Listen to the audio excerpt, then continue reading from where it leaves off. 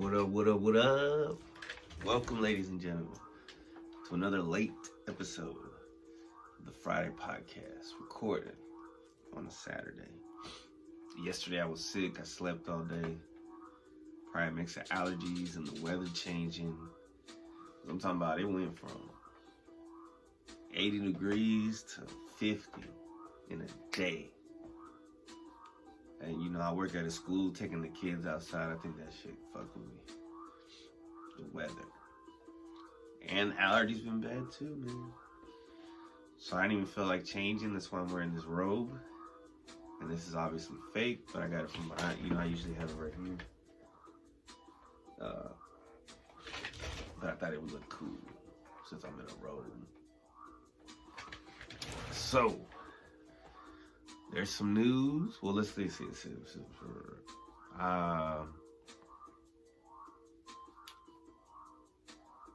What is there? What is there to talk about? I'm just gonna get right into what I want to talk about. Part 2 of the Ninja Turtles and the Power Rangers. Spoiler alerts. Definitely spoiler alerts. Now this is gonna be the first of a connecting cover. If you look closely, what can you see? You see Crane, Rocksteady, and of course Leo and the Red Ranger, who get along superbly. So you start off.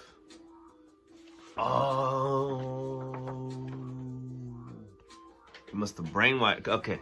Because you start off with Casey Jones and Karai fighting. And Casey's like, where's the Shredder? But you, on the first series, the first Power Ranger Ninja Turtle team up, I guess Rita Ora, the witch, took Shredder with her to space or whatever the fuck. So when they're fighting, a portal opens up and somebody comes out, but we don't know who. And they have like this weird text bubble. And then we jump to Angel Grove a week later, where the Turtles are have these. They're all kicking it. April and the Rangers and the Turtles and the Rangers.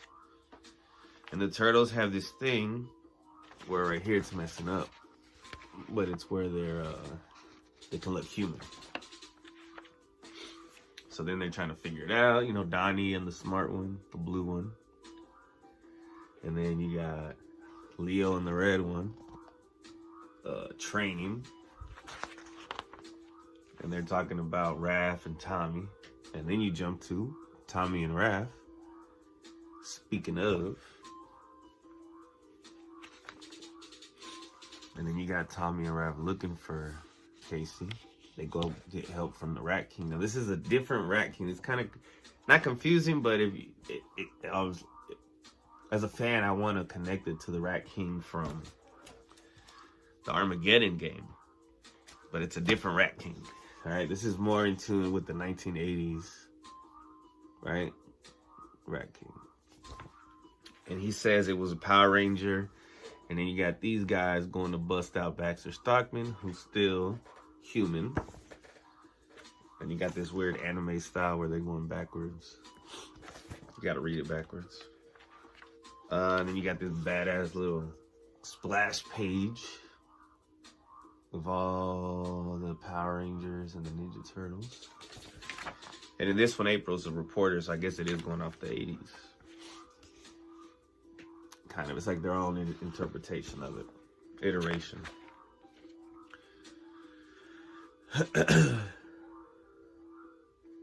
And then Casey comes back, but we don't realize something's off.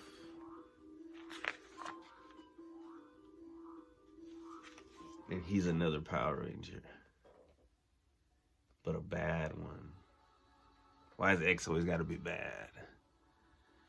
Extreme.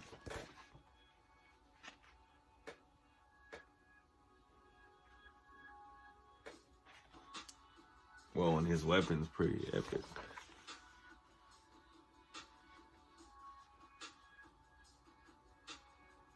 Well, I didn't even finish reading this. I didn't read the last 2 pages because I forgot.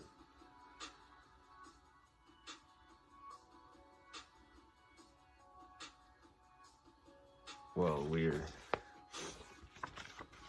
Alright, so anyway, that's separate series than what the ongoing. So the ongoing, you got 3 titles.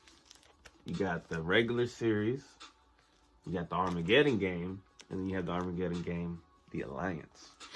The Alliance just kind of goes into the background of some other characters, side characters and stuff, and it's interesting, it's good, I like it. But it's not like these. Now these go on at the same time, canonically. Armageddon Game 4. And you see what we think so far are clones of the Turtles who are on the news, which turns out to be fake news media. And they're like pretending to be the Turtles. Sound familiar or anything, current? So, you got the Armageddon game, spoilers. You got the pantheon of siblings, which are siblings to the Rat King. This is a whole different Rat King. And you got Leo and Shredder, who have teamed up because Shredder came back from hell. Splinter helped him. And they're trying to recruit people from different dimensions that can help take down the Crick, because it's a big, big problem. And you got Cuddly, the cow, who's from the Archie comics. And then you go back to Mutant Town, and Raph has teamed up with Old Hob again. And then they see the fake turtles on the news. Then you got these basically Blackwater agents. And they're like, what the fuck? That looks like Raphael. So maybe something is up with those. Maybe those other turtles are fake. Then you got Sally and Man Ray trapped. And it's all staged. It's all a stage for the TV. But then they're, fighting. And then you see that one of them gets shot, one of the fake turtles. And he almost starts turning human, if you see his arm. So they're like, it's really weird. So then they get out of there. And they tell him that they know them from, there's a TMNT Universe issue that was from like a couple years ago. So I had to look it up. So it tells you what issue it was.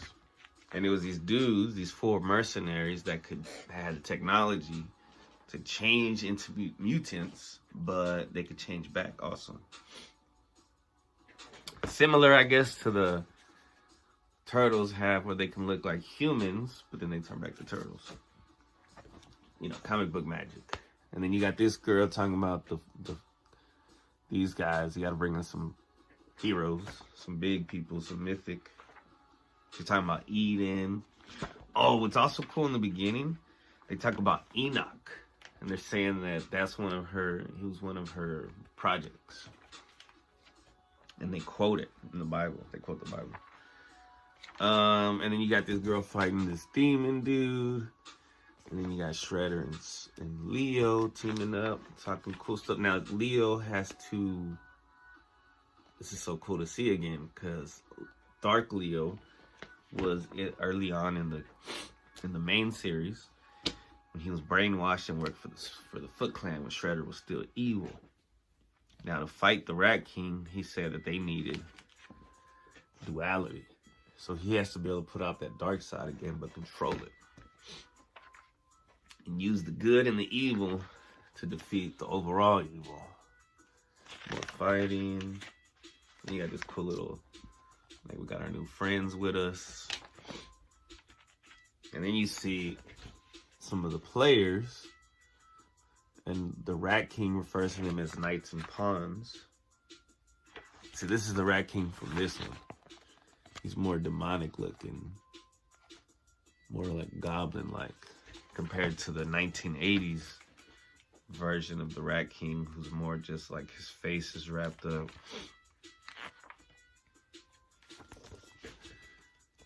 See, he's more human. This guy's more human. This one is a whole different kind of Rat King. And then Krang has Metalhead's body now, and he's about to go fight Shrell, which they get into in this one. And Shrell is the Shredder in the 2003 cartoon. So it's like a bunch of cool callbacks. Then you go to the main series, which is happening concurrently with this one. And you see there's they're trying to get this clone. Or no, it was like the first, well, they were clones, but the first naturally born Triceraton, they were slaves to the Krang, not to the Krang, to the Utrom. But she's the first natural born, so they're trying to kill her because that could lead like up to a revolution. So there's a lot of fighting. Jenica. Now this is the first time there's ever been an error in color that I've ever seen. But Patterson is so great with colors. I gotta forgive her. But it's pretty cool to see. Jenica's wearing purple and Donnie's wearing yellow. And it goes immediately back to the right ones. Let's see. So then you got this weird thing where Donnie uses this magic dragon scale powered, the dragon from hell that Shredder had to defeat with Splinter's help. And he causes some kind of rip in time or some shit. For some reason, she goes back to a vision she keeps having. Now, this is somebody who trained with Leo, and she's from the original comics, too. Her and Leo were, like, training. They just met randomly. Then you see how some of the Utroms are chained up, how they're still cloning. That's Shrell. Then Krang gets there. He's like, Shrell! And what they're using are Triceraton bodies now. So Krang's like, y'all are lame for that. And so they start fighting. So, we'll see what happens next. I thought that was just fucking fire. Fire. All the callbacks and everything's coming together. Alright, I'm gonna take a break, do some random questions, and get into it. I gotta blow my nose. Alright, we're back. Sorry for the mess. One day I'm gonna clean my fucking dresser. Okay. So, random question number 2506. What was the worst case of mistaken identity you're aware of? Yo, I didn't understand the question the first time I read it. Worst case of mistaken identity. Well, there was all the Central Park 5 or whatever, the 6, the 8, those boys that were falsely accused of murder. Have you ever had chicken pox? Yes. When I was a kid, chicken pox was still a thing. There was no vaccine for chicken pox. Now kids don't really get chicken pox. And back then, we were like, all right, you got to get it over with in the 90s. So my sister got it from me, but she got it worse. Like, I had it, but she had it bad. Like, real bad. Like, it was just crazy. What the fuck are that shit is crazy, bro. Chicken pox. And now we got monkey pox. I mean, we don't have it, but they're talking about monkey pox. What are the pox? Pox. Sounds like, I don't know, but shouldn't they be chicken bumps? You know what's weird is some people call them goose pimples. And I thought that they were just goose bumps, like the book. Also, in California, they say, when you're talking about busting a U-turn, they say flip a bitch instead of busting a bitch. Which is a weird thing for anybody to say, but we used to say bust a bitch, and they're like, where does that come from? I think it's because usually when you have to bust a bitch, it's because you fucked up and missed your turn. So you're like, this dude's driving like a bitch, I guess. I don't know. Do you think morals are universal or relative? Definitely relative.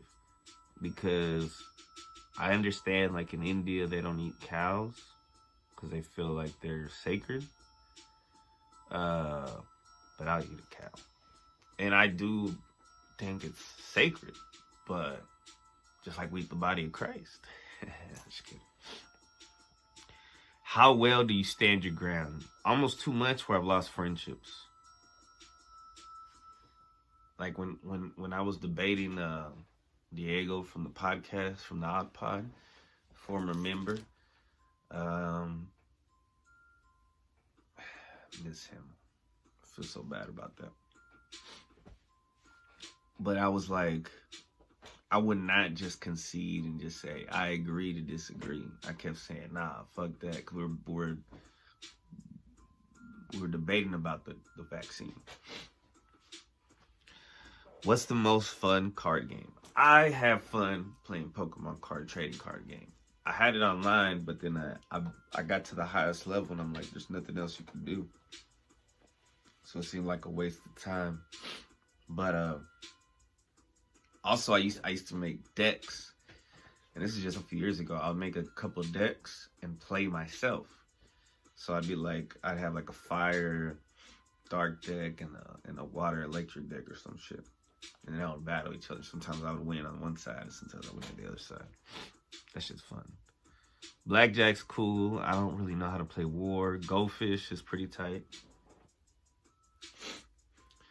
I don't really know how to play poker at all. If you became powerful, do you worry you'd abuse your power? If I became powerful in my 20s, yes. I think we have to wait to get power until we're older. Fake chain, remember? Because you have to go through failure and lack of power to appreciate power. What is one thing you love about the country you were born in? Freedom of speech, baby. With an asterisk. Yeah. Well, you can't even see. I'm going too close. Are you all talk, all action, or a little of both?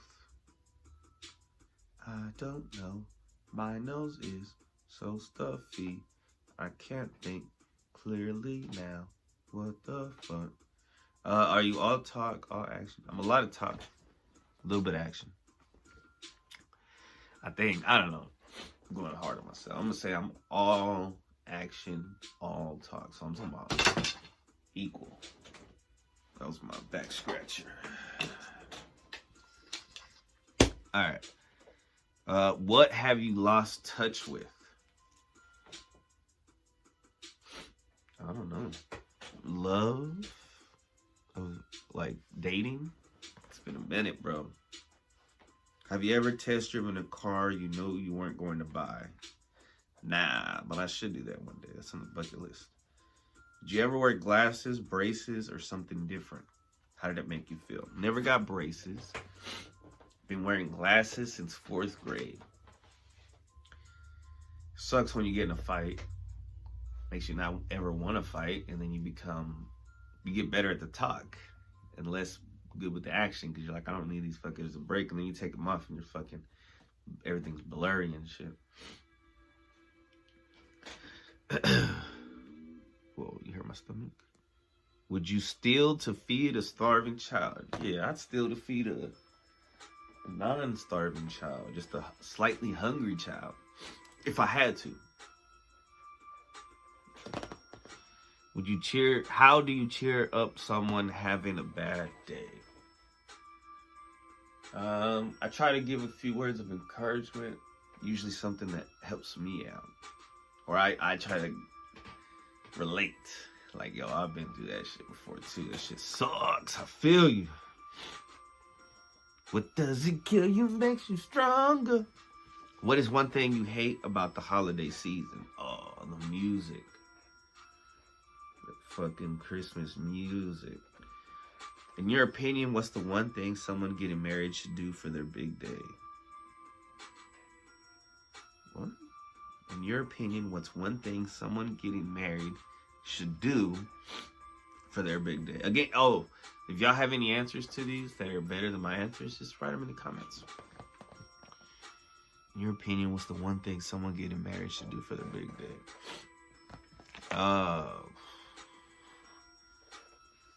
Relax. All right. Let's see. Let me try to do the spirit animal before we take another break. So I've done a lot of flying animals and several furry animals and a few insects and arachnids and stuff like that. But sometimes there's a creek by my house. Sometimes I look down at that creek and sometimes I see a fish. And I never thought to look it up. So, spirit animal, fish. Fishy, fishy. So yourtangle.com says that fish are symbols of rebirth, fertility, and fertility is in a lot of animals, but the unconscious or higher self, luck, change, health, and feelings. Fish are also commonly associated with the water element, which signifies stability, balance, and tranquility. Whatismyspiritanimal.com says, among the Norse, fish represent determination and flexibility. Fish can also represent our independence and our need to connect with others intimately.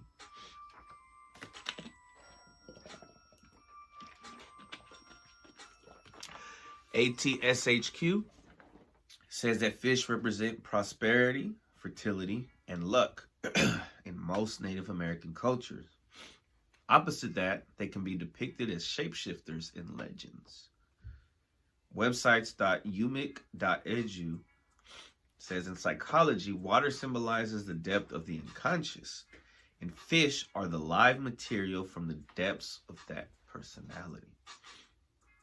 The astrologyweb.com says a fish symbolizes fertility, third time's the charm, feelings, creativity, rebirth, good luck, transformation, health, abundance, serenity, intelligence, happiness, and even strength. Worldbirds.com says the fish symbols are widely spread in cultures all over the world. Being a positive omen, it was chosen as a symbol of prosperity and good luck. Also, in Christianity, they used it because of the time where Jesus and the disciples only had a couple fish. And he turned that fish into food for hundreds or thousands or however many people. You know what I'm saying? So, fish, special. And a lot of times people would just eat fish when they're trying to cut out from other. It sucks because they try to scare us with the mercury and shit. So, I don't know. But fish are badass. It's also cool when you go to a Chinese restaurant and they got the fish aquarium. All right, be right back. All right, we have returned. I feel like my chest is wider than my this. What is this? House room. All right, angel number 565. Sacred Scribes, angelnumbers.blogspot.com. So 565 is a blend of the attributes and energies of number 5 appearing twice, doubling its influences and the vibrations of number 6. Number 5 brings the influences of major life changes. Sorry, I just sprayed my nose and forgot to breathe. Making important choices and decisions, promotion and advancements, adaptability and versatility, resourcefulness, personal freedom, and individuality. Adventure and life lessons learned through through experience. 6 relates to love of home, family, and domesticity.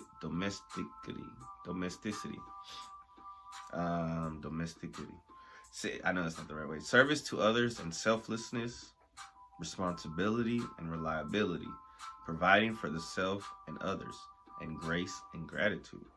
6 also resonates with stability, personal willpower, independence, initiative, action, and overcoming obstacles. 565 brings a message from your angels that perceived obstacles and or problems will be solved when you commit to changing certain aspects of your life. Changes being made in your life will bring you and your loved ones many blessings and rewards. Changes are hard.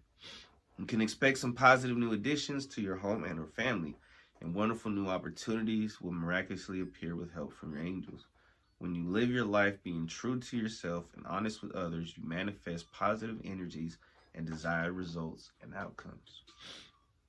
With a positive attitude and high expectations, you can expect to manifest abundance into your life. Be open to accepting the changes and receiving your good, as when you have an attitude of gratitude, more good will come your way. 565 is a message that the angels are with you, helping you through current and ongoing changes in your life. Trust that these changes will bring more balance and stability to your life in many ways. Ask for guidance from the angels whenever you feel the need, and know that the channel of communication is always open to you. Adapt to changes gracefully and trust that all is going to divine plan in your life. Angel number 565 encourages you to be true to yourself, your values, principles, and beliefs, and live your life accordingly. Very nice, very nice. Okay, so here's a dream interpretation of the week. I had this one a while back, and I talked about it, but I didn't try to figure out the interpretation. So this is from dreamchrist.com. It was a dream of a hell. I was in it. So the dream is this. For some reason, I think it was me and my son. This is definitely after the Kobe thing, but we were in a helicopter, and I don't know if this has anything to do with it, probably. But it wasn't like simultaneous. It wasn't like right after. So anyway, maybe I was by myself, because when it ended, I was by myself. So anyway, I'm in a helicopter, and we're about to crash. We're falling, and the pilot's like, just fucking, maybe we'll survive. So that's what we did, and we did survive. And for some reason, I crashed in front of my job, and I had to start walking to work. And then my cat Leo was there. He had chased me to work. No, that was a different dream. He had chased the truck or something all the way to my job. But yeah, so I was in a helicopter crash, survived it, had to go to work afterwards. Did look up the work part. So, dreamchrist.com says it's a sign that something needs attention. When this dream is something that seems normal, it symbolizes that the dreamer has a strong personality. On a different side, it also develops into nightmares, and this is a sign of bad omen in the future. So it wasn't like a nightmare, because it did kind of seem normal. This is also the temptation of bad energy around the dreamer. Dreaming of a helicopter is related to the professional side, suffering, events, and hopes connected with work. Whoa. It is an expensive object and not so close to the reality of most people, related to ambition, strength, courage, and achievement. Most of the time, we think of a helicopter with all its features and modernity. Modernity. Yo, I'm half retarded, y'all. The image we project into our minds is about something in the sky near the clouds above a bustling city. Modernity. It's a weird word. Some people argue that dreaming of a helicopter has a relationship with spirits that hover at the highest level, entering the sensitive field of spiritual life. Others point out that the meaning of helicopters in dreams is fundamentally and ambitious in the pursuit of success. Dream that you're in a helicopter. The dream of a helicopter ride can mean that you are dedicated, hardworking, focused, and organized in everyday tasks. You always look for better results in your actions. However, if you don't see yourself like that, maybe this is the time to look at yourself and rediscover yourself. Continue to follow the path you have begun. You have great potential to succeed in all walks of life. You will have many opportunities to carry out the plans that you have made so far.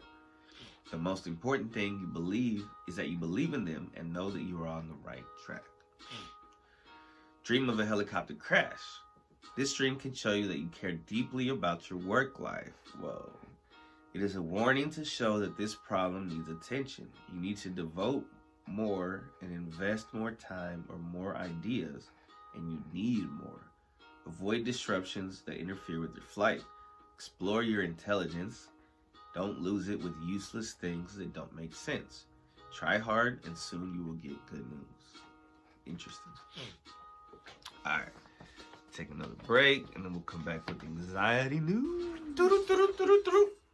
Anxiety news. News about anxiety with your host, Christopher Chaos. This week, our anxiety news comes from psypost.org. That's PSY Post. And the headline, emotional dysregulation plays a significant role in the link between anxiety and autism severity in women. New research suggests that there is a link between anxiety symptoms and autism severity. The study also provides evidence that emotion regulation ability plays an important role for women with autism. The findings appear in the journal Autism Research. Autism spectrum disorder, or ASD, has been linked to an increased likelihood of anxiety, a feeling that can range from mild uneasiness to intense fear and panic. Research has further revealed that emotion regulation is related to the levels of anxiety experienced by those with ASD. Moreover, some studies have suggested that women on the autistic spectrum may experience higher rates of anxiety compared to men with autism. But most research on autism is conducted with predominantly male samples. The authors behind the new research sought to better understand anxiety symptoms among women with intellectual disabilities and autism.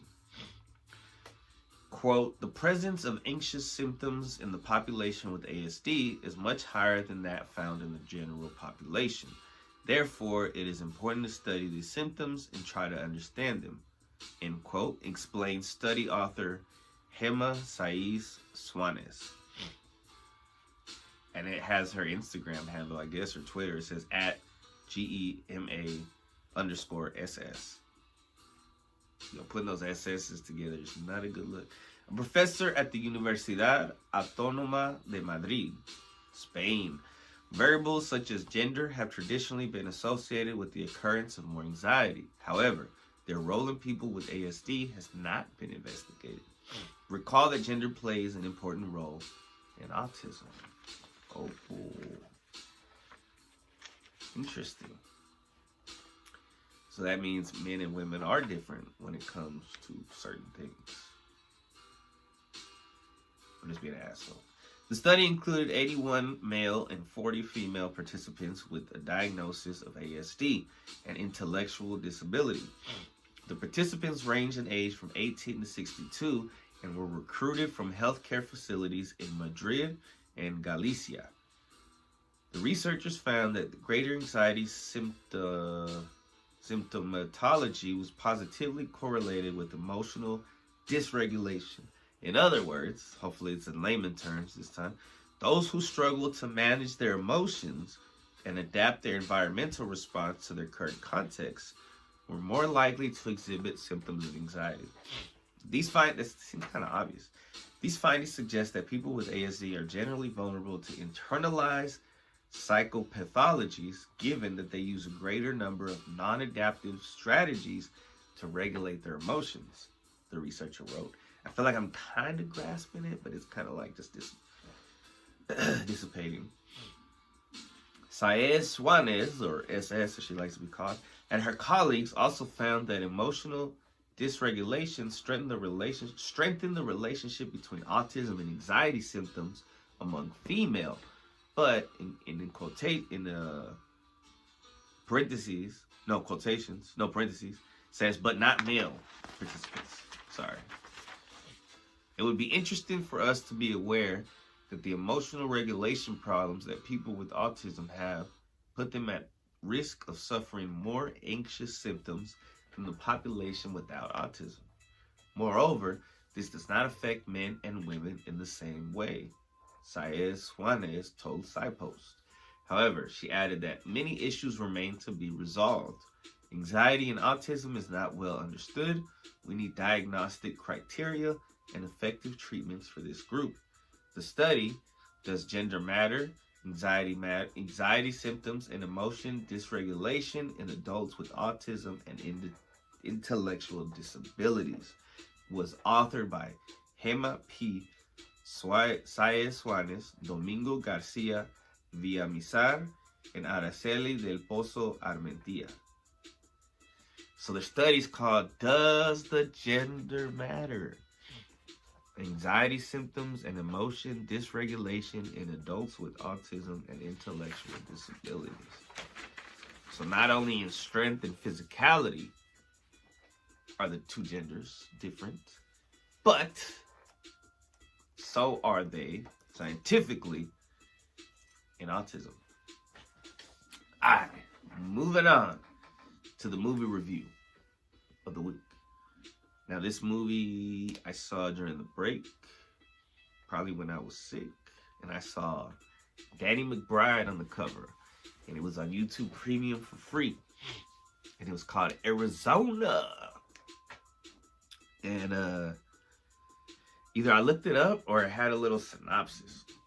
I think it had a synopsis when I clicked on it, and it talked about the housing market crash in 2008. That was like the background of the story. So, fuck it, I'm watching. It looks funny. Start watching it. The main character is Rosemarie DeWitt as Cassie Fowler, I think. And she's a real estate agent in Arizona, and the bust just happened, the bubble, and so she can't sell a house. She's about to lose her house. She's divorced, and then you get her and her daughter beefing because she's a teenager. She gets to work, and her boss, who's played by Seth Rogen, his name is Gary. He's being a bitch to her, and then this customer comes, Danny McBride, who's like, bro, you told me that this house was gonna increase in value and this and that, and they get in an argument, and then they start pushing each other, and it's funny. And then, it's just like, they're not really fighting, they're kind of just like, But at some point, it just keeps going, and she leaves, and she just lets them fight. At some point, Danny McBride kind of accidentally and kind of on purpose, pushes Seth Rogen off of, because they're on the second floor of this business park thing, but there's not a lot of businesses, it's just them. So he falls and fucking dies. And then Danny McBride sees that old girl, because she's like in another office building, but she can see it. She saw it happen, and she just fucking shoot. And then he saw her, and they made eye contact, and she's like, yo, I didn't see shit, I'm not gonna. But he hit her, took her to his home. So then quickly this comedy becomes a scary movie. Now before this, you kind of meet the dad in the beginning. Her ex-husband is Luke Wilson. And then you also meet his girlfriend, who's Elizabeth Gillies from Victorious. And which I didn't realize it was her. And then later on, all right, so it keeps going. And I don't know who's the kid and who's the Loli Sorensen is Morgan Fowler. I think Morgan's the daughter. So he ties her up, and then he's like, yo, I can't let you go. It was an accident, but he's like trying to be nice and shit. He has like a pillow thing on his face, and it's funny, but it's, kind of scary to say. At that point, it's just funny. And then at some point, his wife comes, and his wife is played by Caitlin Olsen from Always Sunny in Philadelphia. She's hilarious, and she's just talking shit to him. And he fucking kills her on accident, on purpose. He regrets it immediately every time he kills somebody. And then eventually he goes and he gets her daughter, because he goes through her shit, gets her daughter. he didn't know she had a daughter because she was lying to him. He gets mad every time he finds out that the lady's lying to him. Eventually, they get away. She finds a cop, and it's David Allen Greer from In Living Color and a bunch of other stuff. He gets killed by Danny McBride. So that's scary. And then you have, let's see. So eventually, Luke Wilson, they come back and fucking spoiler alert, almost so many people die in this movie. So many, like, you're like, nah, I want him to live. I want her to live. Fuck, even the girl from Victorious. The scene where I don't want to spoil it, but it's like, yeah, you're almost there. You almost got it. Crazy. And he didn't kill her. She died another way. But yeah, the main character survives. The daughter survives. So that's what matters. But the people that go is like, oh, man. And the way that they escape him, because he's still kind of dumb, is funny. Like every time they kind of like get through and shit and avoid him. In this dead neighborhood, there's like nobody living there. There was one house that was like a weed house, but nobody was in there. And yeah, it's fucking crazy. It's fucking crazy, and it was incredible movie, incredible.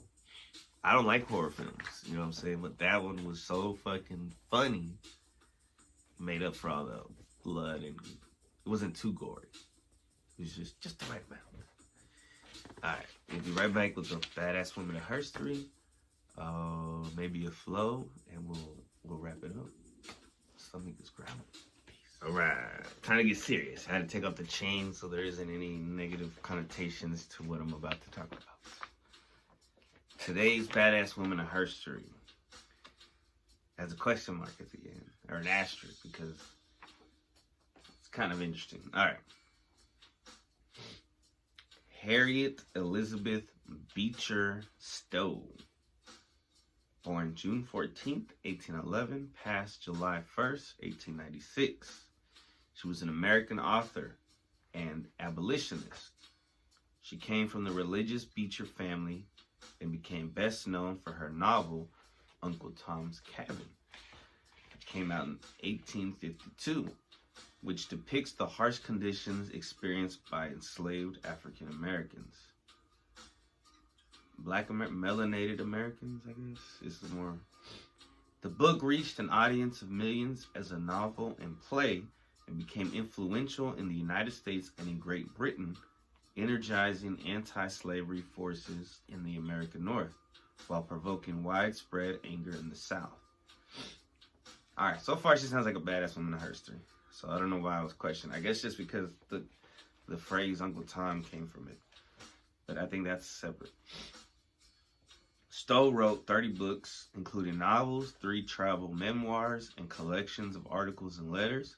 She was influential both for her writings and for her public stances and debates on social issues of the day. Harriet Elizabeth Beecher was born in Litchfield, Connecticut. She was the 6th of 11 children, born to outspoken Calvinist preacher Lyman Beecher. He was a preacher named Beecher. Her mother was his first wife, Roxana Foote, a deeply religious woman who died when Stowe was only 5 years old. Roxana's maternal grandfather was General Andrew Ward of the Revolutionary War.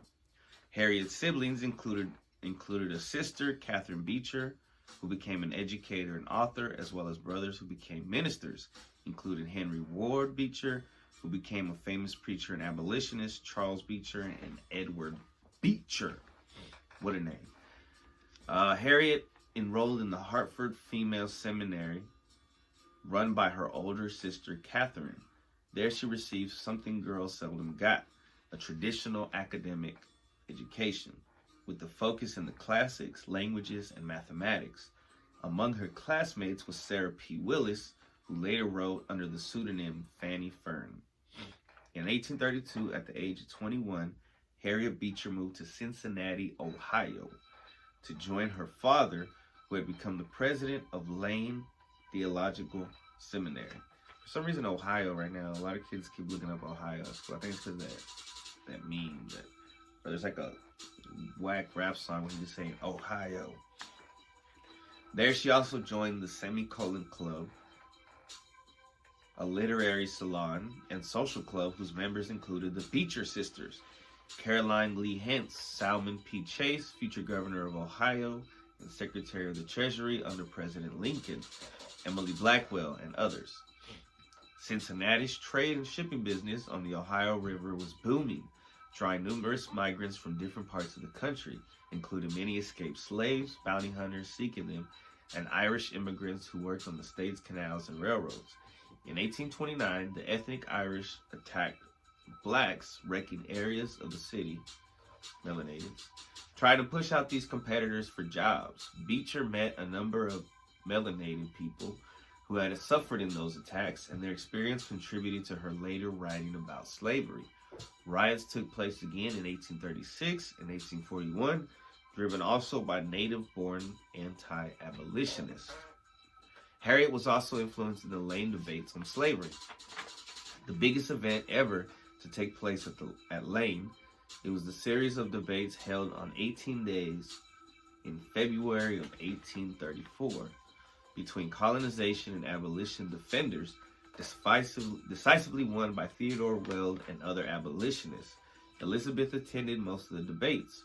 Her father and the trustees, afraid of more violence from anti-abolitionist whites, prohibited any further discussions of the topic. The result was a mass exodus of the Lane students, together with a supportive trustee and a professor who moved as a group to the new Oberlin Collegiate Institute, and after its trustees agreed by a close and acrimonious vote to accept students regardless of race and to allow discussions of any topic. Yes, America. It was in the literary club at Lane that she met Reverend Calvin Ellis Stowe, a widower who was a professor of biblical literature at the seminary. The two married at the seminary on January 6, 1836. The Stowes had 7 kids together, including twin daughters. So, let's go into Uncle Tom's Cabin, the book she wrote that was very famous, and the Civil War. In 1850, Congress passed the Fugitive Slave Law, prohibiting assistance to fugitives and strengthening sanctions even in free states. At the time, Stowe had moved with her family to Brunswick, Maine, where her husband was now teaching at Bowdoin College. Their home near the campus is protected as a National Historic Landmark. The Stowes were ardent critics of slavery and supported the Underground Railroad, temporarily housing several fugitive slaves in their home. One fugitive from slavery, John Andrew Jackson, wow, I wonder if he was the son of one of the many children of Andrew Jackson, wrote of hiding with Stowe in her house in Brunswick as he fled to Canada in his narrative titled The Experience of a Slave in South Carolina, which was published in 1862. Stowe claimed to have a vision of a dying slave during a communion service at Brunswick's First Parish Church, which inspired her to write his story. However, what more likely allowed her to empathize with slaves was the loss of her 18-month-old son, Samuel Charles Stowe. She even stated the following: "Having experienced losing someone so close to me, I can sympathize with all the poor, powerless slaves at the unjust auctions. You will always be in my heart, Samuel Charles Stowe." On March 9, 1850, Stowe wrote to Gamaliel Bailey, editor of the weekly anti-slavery journal, The National Era, that she planned to write a story about the problem of slavery. "I feel now that the time has come when even a woman or a child who can speak a word for freedom and humanity is bound to speak. I hope every woman who can write will not be silent." Shortly after, in June 1851, when she was 40, the first installment of Uncle Tom's Cabin was published in serial form in the newspaper, The National Era.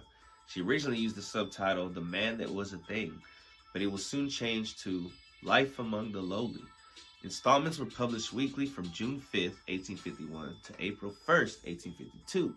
For the newspaper serialization of her novel, Stowe was paid $400.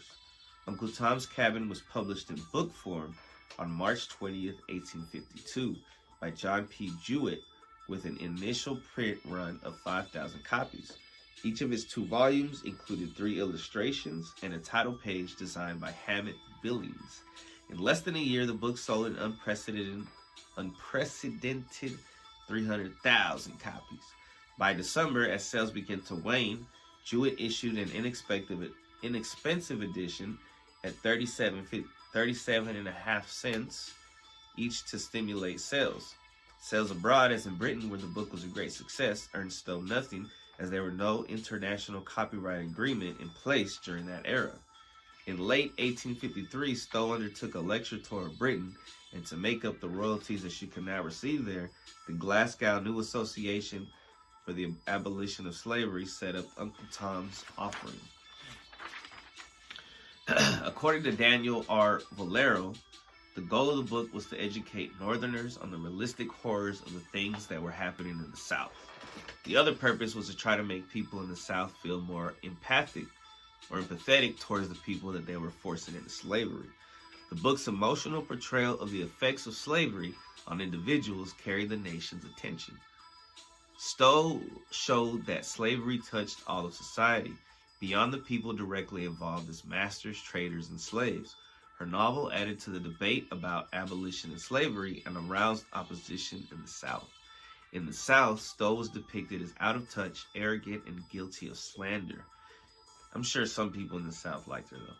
Within a year, 300 babies in Boston alone were named Eva, one of the book's characters, and a play based on the book opened in New York in November. Southerners quickly responded with numerous works of what are now called anti-Tom novels, seeking to portray Southern society and slavery in more positive terms. Many of these were bestsellers, although none matched the popularity of Stowe's work, which set publishing records. Bro, that's crazy that they made anti-Tom novels. After the start of the Civil War, Stowe traveled to the capital, Washington, D.C., where she met President Abraham Lincoln on November 25th of 1862.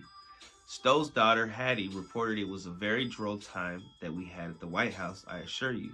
I will only say now that it was all very funny, and we were ready to explode with laughter all the while. What Lincoln said is a minor mystery. Her son later reported that Lincoln greeted her by saying, "So you are the little woman who wrote that book that started this great war." Her own accounts are vague, including the letter reporting the meeting to her husband. "I had a real funny interview with the president." Later years. Stowe purchased property near Jacksonville, Florida. In response to a newspaper article in 1873, she wrote, "I came to Florida the year after the war and held property in Duval County ever since." Shout out to Lil Duval. "And all this time, I have not received even an incivility from any native Floridian."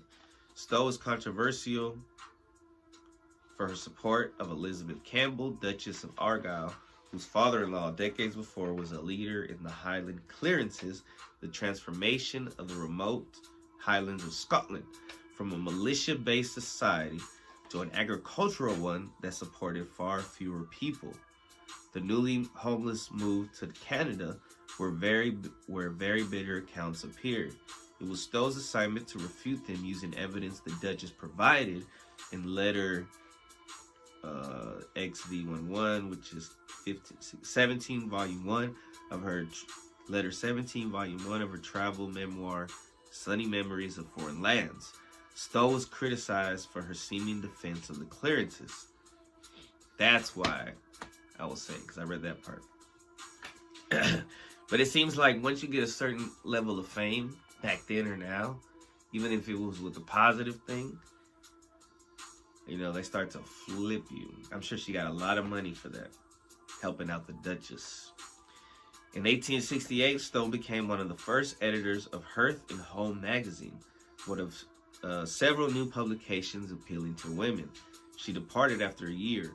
Stowe campaigned for the expansion of married women's rights, arguing in 1869 that the position of a married woman is in many respects precisely similar to that of the slave. I'm not going to say what she actually said. She can make no contract and hold no property.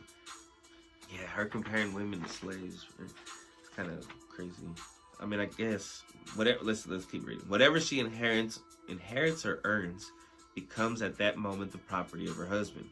Though he acquired a fortune through her, or though she earned a fortune through her talents, he is the sole master of it, and she cannot draw a penny. In the English common law, a married woman is nothing at all. Oh, she's dropping bars. She passes out of legal existence. He is the sole master of it, and she cannot draw a penny. Oh, I already read it. In the 1870s, Stowe's brother Henry Ward Beecher was accused of adultery and became the subject of a national scandal. Unable to bear the public attacks on her brother, Stowe again fled to Florida, but asked family members to send her newspaper reports. Through the affair, she remained loyal to her brother and believed he was innocent. Interesting. After her return to Connecticut, Mrs. Stowe was among the founders of the Hartfield Art School, which later became part of the University of Hartford. Following the death of her husband, Calvin Stowe, in 1886, Harriet started rapidly to decline in health. By 1888, the Washington Post reported that as a result of dementia, the 77-year-old Stowe started writing Uncle Tom's Cabin over again.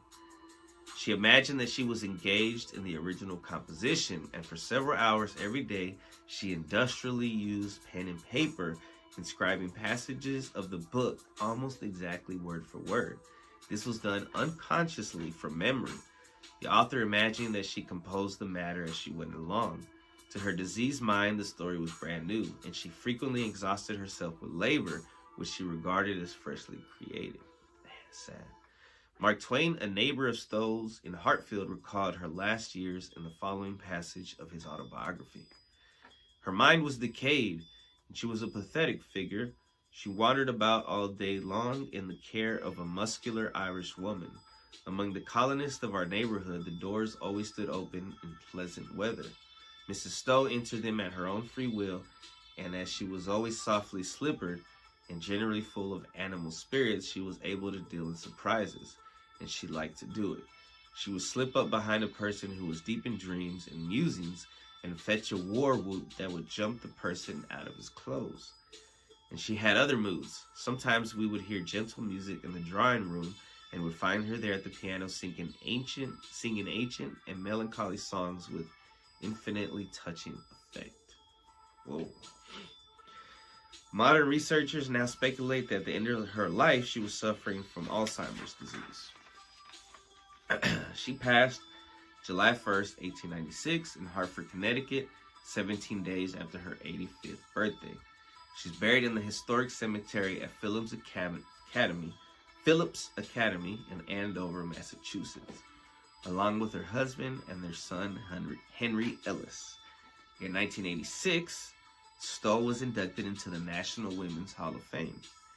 On June 13, 2007, the USPS issued a 75-cent Distinguished American Series postage stamp in her honor. Harris Stowe State University in St. Louis, Missouri, is named for Stowe and William Torrey Harris. In 2010, Stowe was proposed by the Ohio Historical Society as a finalist in a statewide vote for inclusion in Statuary Hall at the United States Capitol. But Thomas Edison was chosen instead. Thomas Edison. All right. I definitely got to drink something after reading all that. Try to bust the flow. All right, y'all got to wrap this baby up. Got things to do, people to see, places to go. Got to bust the flow. Man, hold up. Every time I pull up, I'm probably gonna throw up. So I'd rather smoke. Yeah, roll up. Up that sticky doja. Trying to gain composure. 'Cause I'm so high in the sky. Man, I fly like a fucking angel. Look at every angle.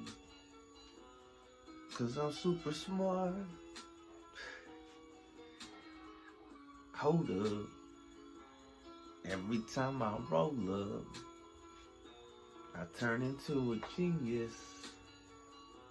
Just don't look at my... Alright. Busted flows, busted heads, might leave a hater there. Just kidding. I mean, lyrically, I don't want this in the court. People trying to say it's for sport.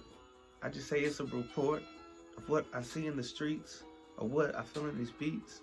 Haters, they talking that shit, but they can't pull it the clip. They can't really hold me back. Even though they try, it's whack. Even though they try, it's weak. I'ma keep going strong. Haters keep talking shit. I'ma keep hitting this bomb. Higher than an angel or a pterodactyl.